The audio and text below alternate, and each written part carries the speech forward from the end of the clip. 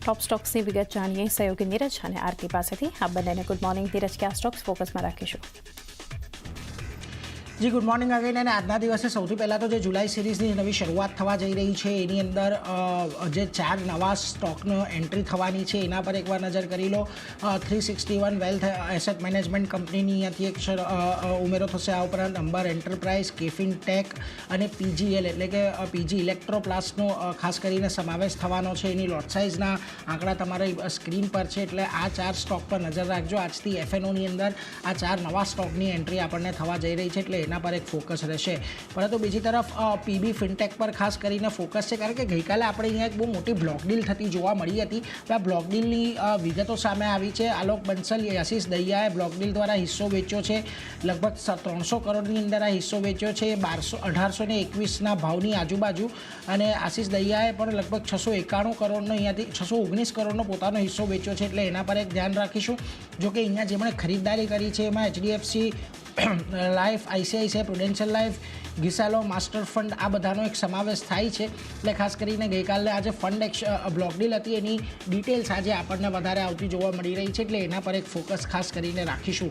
બીજી તરફ એનટીપીસી પર આજે નજર રાખવાની છે. અહીંયાથી આપણને સમાચાર આવતા દેખાઈ રહ્યા છે. એમણે બિહાર બહાર સુપર થર્મલ પાવર પ્રોજેક્ટ તૈયાર કરી દીધો છે. 1 જુલાઈથી માફ કરશો 1 જુલાઈથી યુનિટમાં લગભગ 686 મેગાવોટ સાથે કાર્યરત થશે. અને આ થર્મલ પ્રોજેક્ટની ક્ષમતા કુલ 3300 મેગાવોટની છે. એટલે ખાસ કરીને 660 મેગાવોટનું યુનિટ 3 એમણે અહીંયાથી શરૂ કરી દીધું છે, એટલે એના પર એક ફોકસ રાખવાનું છે. એનટીપીસી અહીંયાથી એક ધ્યાનમાં રાખશું. બીજી તરફ અલ્ટ્રાટેક સિમેન્ટ છેલ્લા 2-3 દિવસથી સારો બઝ કરી રહ્યો છે સ્ટોક, અને એમાં આજના દિવસે સમાચાર આવતા દેખાઈ રહ્યા છે કે કંપનીએ મધ્યપ્રદેશના મૈહરમાં ગ્રાઇન્ડિંગ યુનિટ શરૂ કર્યું છે, અને આ ક્ષમતા ગ્રાઇન્ડિંગ યુનિટની લગભગ 1.8 મિલિયન ટન પર એનમની છે. અને કંપનીની કુલ સિમેન્ટ ક્ષમતા હવે 192.26 મિલિયન ટન પર એનમ પર પહોંચતી જોવા મળી છે. એમનું લક્ષ્ય અહીંયાથી 200નું છે, એટલે થોડા સમયમાં અલ્ટ્રાટેક સિમેન્ટ પોતાના જે 200 એમટીપીએના જે લક્ષ્યાંક છે એના તરફ નજીક વધતી દેખાશે, એટલે એના પર એક ફોકસ ખાસ કરીને રાખીશું. છેલ્લા 2-3 દિવસથી આ સ્ટોકમાં સારી તેજી આપણે જોઈ છે. આજે પણ કદાચ આ તેજીનો દોર આપણને યથાવત રહેતો જોવા મળે. બીજી તરફ એચસીએલ ટેક પર ખાસ નજર રાખવાની છે. સેલ્સફોર્સ સાથે તેમણે કરાર કર્યા છે, અને નવી સર્વિસીસમાં એજન્ટિક એઆઈ એડોપ્શનને વેગ આપવા માટે એ ખાસ કરીને અહીંયાથી કરાર કર્યા છે, એટલે એના પર એક ફોકસ રાખીશું. એચસીએલ ટેક આજના દિવસે તમને થોડો ઘણો પોઝિટિવિટી બતાવી શકે છે, એટલે એના પર નજર રાખજો. બીજી તરફ ટાટા પાવર પર એક ફોકસ અહીંયાથી રાખવાનું છે. મહારાષ્ટ્ર ઇલેક્ટ્રિસિટી રેગ્યુલેટરી કમિશનમાં તેમણે લાયસન્સ માટેની અરજી કરી છે. સમગ્ર એમએમઆર એટલે કે મુંબઈ મેટ્રોપોલિટન રિજન અને રાજ્યના અન્ય ભાગોમાં નવા વિસ્તારમાં વીજ વિતરણ માટે તેમણે અહીંયાથી અરજી કરી છે, એટલે એના પર એક ફોકસ રાખજો. અત્યારે એમએમઆરની અંદર ઘણો મોટો ચંક એવો છે કે જે ટાટા પાવરની સર્વિસીસ લઈ રહ્યો છે, એટલે આ કદાચ અહીંયાથી આપણને એમએમઆરની અંદર વિસ્તાર વધતો દેખાય. બીજી તરફ મહારાષ્ટ્રના અન્ય ભાગોની અંદર ટાટા પાવરનો જે ખાસ કરીને વિસ્તાર છે એ થતો દેખાય સેવાઓનો, એટલે એક અરજી કરી છે. જોઈએ આ અરજી જો અહીંયાથી મંજૂર થતી જોવા મળે છે તો આવનારા સમયની અંદર અહીંયાથી ટાટા પાવર માટે વધારે આપણને ખાસ કરીને ફાયદો થતો જોવા મળશે, એટલે એના પર એક નજર રાખીશું. બીજી તરફ મહિન્દ્રા લાઈફ પર એક નજર રાખવાની છે. તેમને એક રીડેવલપમેન્ટ પ્રોજેક્ટ મળ્યો છે મુંબઈના મુલુંડની અંદર. લગભગ 1250 કરોડના રીડેવલપમેન્ટ ઓર્ડર છે, એટલે એના પર એક ખાસ કરીને ધ્યાન રાખીશું. સેન્ટ પિયુષ 10 કોઓપરેટિવ હાઉસિંગ સોસાયટીના રીડેવલપમેન્ટ કરશે કંપની, એટલે એના પર એક ફોકસ રહેશે. આપણને ખબર છે કે અત્યારે મુંબઈની અંદર રીડેવલપમેન્ટ માટેની જે ઓપોર્ચ્યુનિટી છે ઘણી મોટી છે, એટલે એના પર એક ફોકસ ખાસ કરીને રહેશે. અને મહિન્દ્રા લાઇફસ્પેસ આજના દિવસમાં ધ્યાનમાં રાખજો. બીજી તરફ એલએનટી ટેકનોલોજીસ પર નજર રાખીશું. અહીંયાથી જો એઆઈ ટેક અને ડિજિટલ મેન્યુફેક્ચરિંગને પ્રોત્સાહન આપવા માટે તેમણે અમેરિકાના ટેક્સાસની અંદર એક નવું સેન્ટર શરૂ કર્યું છે, એટલે ચોક્કસથી અહીંયાથી પણ થોડોક એક પોઝિટિવિટી રહેશે આ કાઉન્ટરમાં, એટલે એના પર પણ એક ફોકસ અહીંયાથી રાખવાનો છે. અને છેલ્લે જીએમઆર એરપોર્ટ પર નજર કરીશું. જીએમઆર હૈદરાબાદ ઇન્ટરનેશનલ એરપોર્ટ ખાસ કરીને ESR GMR logistic park private લિમિટેડની અંદર પોતાનો 70% હિસ્સો અહીંયાથી વધાર્યો છે.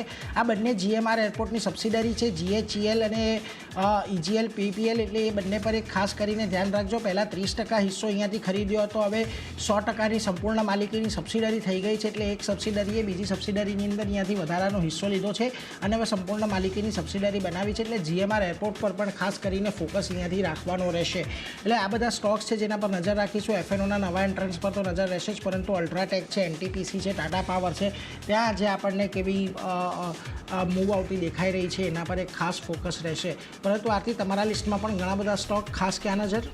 જી, અને પણ ઘણા બધા કાઉન્ટર છે. હોનાસા કન્ઝ્યુમર સાથે જો શરૂઆત કરીએ તો અહીંયા પોઝિટિવિટી સ્ટોક બતાવી શકે છે, કારણ કે સમાચાર બનતા દેખાય છે. ફ્યુઝન કોસ્મેટિક અને જસ્ટ ફોર કિડ્સના મર્જરને ખાસ કરીને અહીંયાથી મંજૂરી મળતી દેખાઈ રહી છે અને NCLT ચંદીગઢ પાસેથી આ મર્જરને મંજૂરી મળી છે. એને કારણે ફોકસ ખાસ કરીને હોનાસા કન્ઝ્યુમરના કાઉન્ટર પર રાખવાનું રહેશે. નેક્સ્ટ કાઉન્ટર હિન્દુસ્તાન કોપરનું કાઉન્ટર છે. કરાર કરવાના સમાચાર અહીંયા પણ આવતા દેખાઈ રહ્યા છે. કંપનીએ અલંકિત અને CB મેનેજમેન્ટ સાથે ત્રિપક્ષીય કરાર કર્યા છે. એને કારણે એક ફોકસ હિન્દુસ્તાન કોપરના કાઉન્ટર પર પણ રાખવાનું રહેશે. ગઈકાલે એક સારી ખરીદારી અહીંયા જોઈ હતી. આજે આ સમાચારના લીધે તેજી આગળ વધતી દેખાઈ શકે છે. નેક્સ્ટ કાઉન્ટર ફાર્મામાંથી બાયોકોનનું કાઉન્ટર છે. અધિગ્રહણ કરવાના સમાચાર આવી રહ્યા છે, જ્યાં $198.5 મિલિયન માટે બાયોકોન બાયોલોજિક્સના 125 OCDsનું અધિગ્રહણ અહીંયાથી કરવામાં આવ્યું છે. એને કારણે એક ફોકસ બાયોકોનના કાઉન્ટર પર આપણને રહેતું જોવા મળી શકે છે. અહીંયા પણ એક ફોકસ કરવાનું રહેશે. નેક્સ્ટ કાઉન્ટર પાવર મેક પ્રોજેક્ટનું છે. ઓર્ડર મળવાના સમાચાર આવી રહ્યા છે, જ્યાં કંપનીને Bihar state power generation company પાસેથી ઓર્ડર મળ્યા છે અને સોલાર પાવર માટે કુલ 159 કરોડનો ઓર્ડર કંપનીને મળતો દેખાઈ રહ્યો છે. એને કારણે અહીંયા પણ ફોકસ રાખવાનું રહેશે. ગઈકાલે પણ એક સારી ખરીદારી જોઈ હતી. આજે આ સમાચારનું રિએક્શન પોઝિટિવિટી સાથે સ્ટોક આગળ વધતો દેખાઈ શકે છે. હિતાચી એનર્જીની વાત કરી લઈએ તો અહીંયા પણ ઓર્ડર મળવાના સમાચાર આવી રહ્યા છે. કંપનીને power grid corporation of India પાસેથી ઓર્ડર મળ્યો છે. લગભગ 765 કિલોવોલ્ટ ટ્રાન્સફોર્મરના 30 યુનિટ સપ્લાય કરવાનો ઓર્ડર અહીંયાથી કંપનીને મળતો દેખાઈ રહ્યો છે. એને કારણે અહીંયા પણ ધ્યાન રાખવાનું રહેશે. અહીંયા હિતાચી એનર્જી પર પણ પોઝિટિવિટી જોવા મળી શકે છે. નેક્સ્ટ કાઉન્ટર જે બનતું દેખાયું છે તે વેસ્ટર્ન કેરિયર્સનું કાઉન્ટર છે. વર્ક ઓર્ડર મળવાના સમાચાર આવી રહ્યા છે. જિંદલ સ્ટેનલેસ લિમિટેડ પાસેથી 230 કરોડનો વર્ક ઓર્ડર કંપનીને મળતો દેખાયો છે, જેમાં એક્ઝિમ લોજિસ્ટિક્સ અને રેલ કન્ટેનર્સ માટે આ વર્ક ઓર્ડર મળ્યો છે. તો એક ફોકસ અહીંયા પણ રાખવાનું રહેશે. પોઝિટિવિટી અહીંયા પણ આગળ વધતી દેખાઈ શકે છે. ફોકસ રહેશે. બેંક ઓફ મહારાષ્ટ્ર નજરમાં રાખવાનું રહેશે. MCLR દર અહીંયાથી ઘટાડવામાં આવ્યા છે બેંક તરફથી. 1 વર્ષના જે MCLR દર છે તેમાં ઘટાડો કર્યો છે અને 1 વર્ષના MCLR દર જે 9.1% હતા ત્યાંથી ઘટાડી અને 9.05% પર તેમણે કર્યા છે અને નવા દર આજથી જ આપણને અમલમાં રહેતા જોવા મળી શકે છે. તો એક બેંક ઓફ મહારાષ્ટ્રના કાઉન્ટર પર પણ ફોકસ રહેશે.